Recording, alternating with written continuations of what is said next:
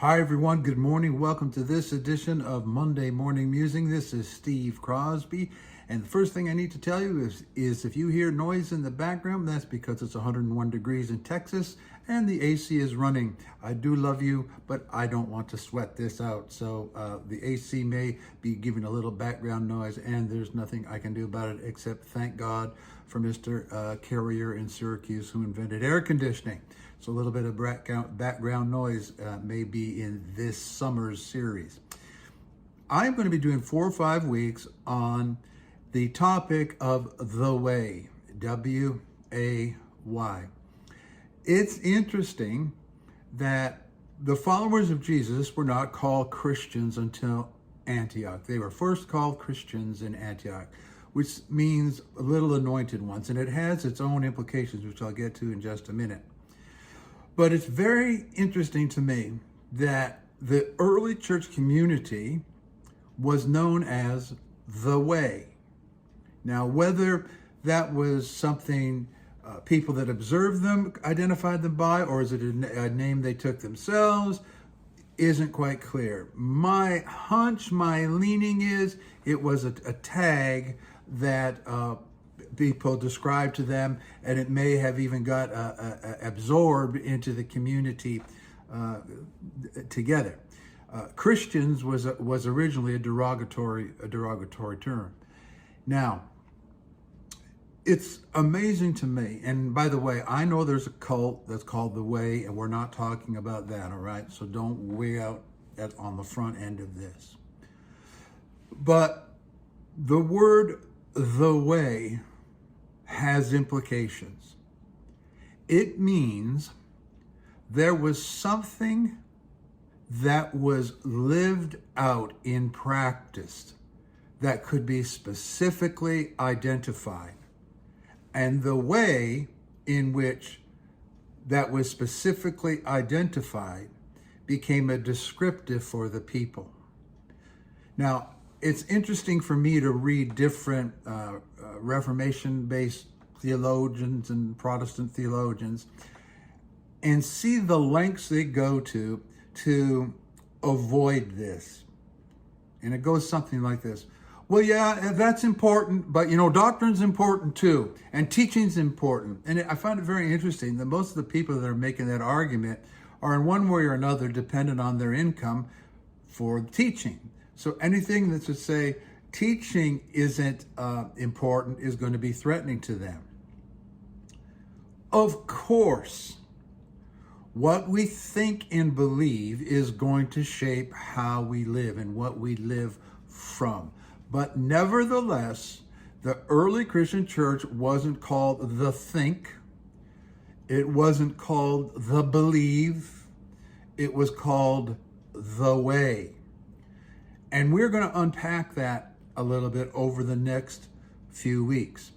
The main thing I want to leave with you in this introduction is just two or three thoughts that are inescapable. First of all, it means something was distinctive that could be seen, observed, and described.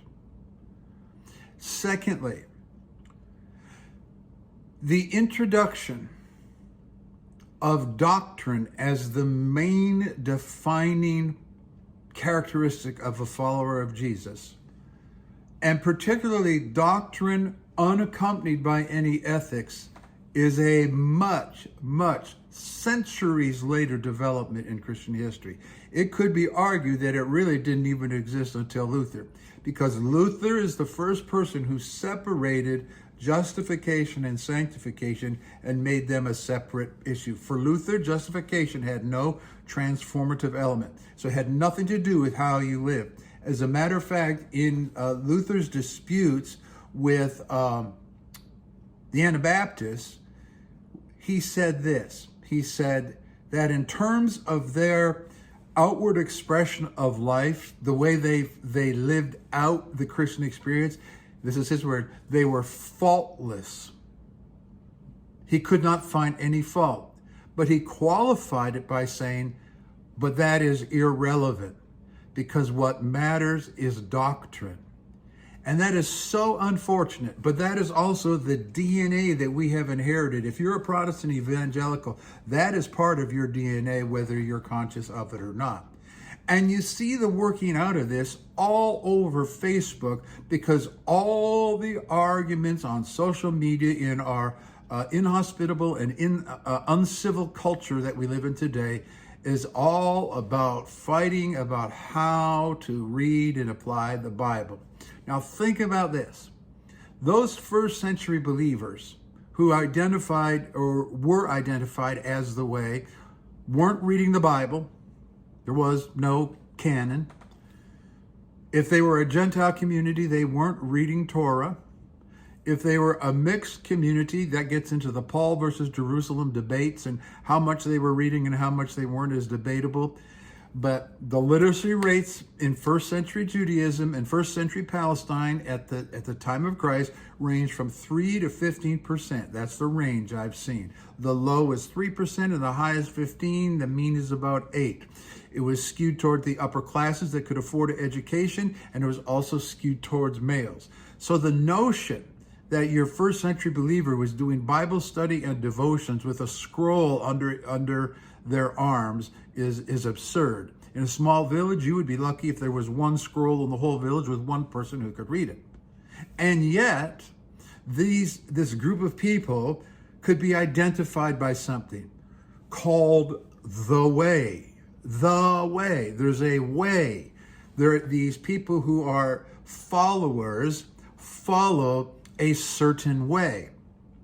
Not a certain line of thought on the nuances of Pauline justification, not a certain line of thought on end-time theology, not a certain line of thought on whether women can be pastors, not a certain line of thought on atonement theory, not a certain line of thought on church order and church government, not a certain line of thought. None of those things existed when the term the way became a label, a tag to identify followers of Jesus.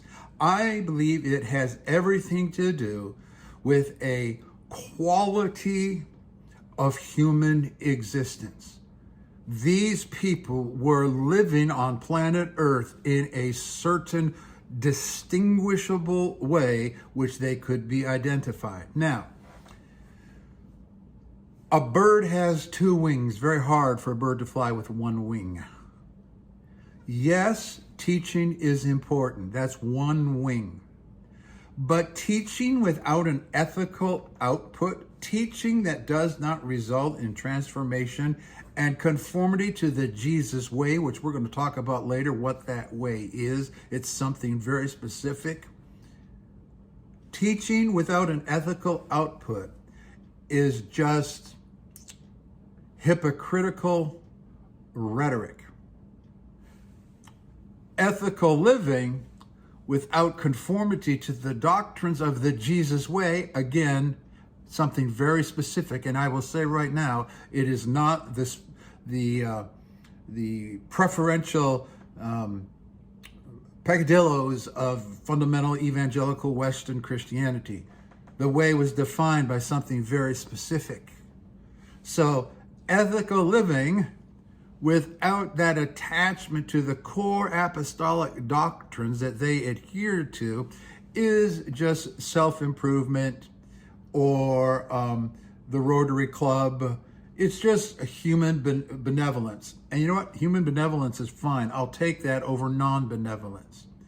So ideally, a Christian community, the life of a believer, should have 2 wings on the bird of their life, 2 oars on the canoe of their life, so you don't go around in circles. And oftentimes the folks that emphasize doctrine are condescending towards those who talk about ethics, and those who emphasize ethics are condescending or judgmental towards those who have just doctrine. So how do those things 2 mesh in this thing called the way? We are going to talk about that. So this early Christian experience that so many people say they want a New Testament church, they want to do it like we do it in the New Testament. was not a rhetorical theory. It was not a new religion. It was not a new practice of religion. It was not revised Judaism. It was something distinct, sometimes called the sect of the Nazarene. I get that.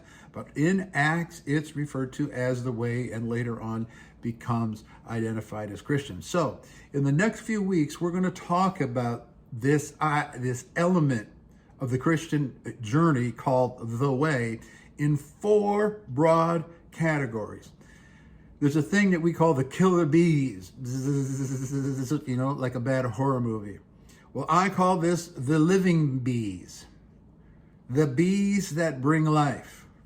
We are going to talk about being, belonging, believing, and behaving, otherwise ethical output of the other 3. So we're going to have a Monday morning session on each one of those. And today I just wanted to introduce to you the topic and start thinking about the way. Why and what would have been distinct with that early group of believers that they should be so labeled as those that follow the way with a capital W. And I'll see you next time.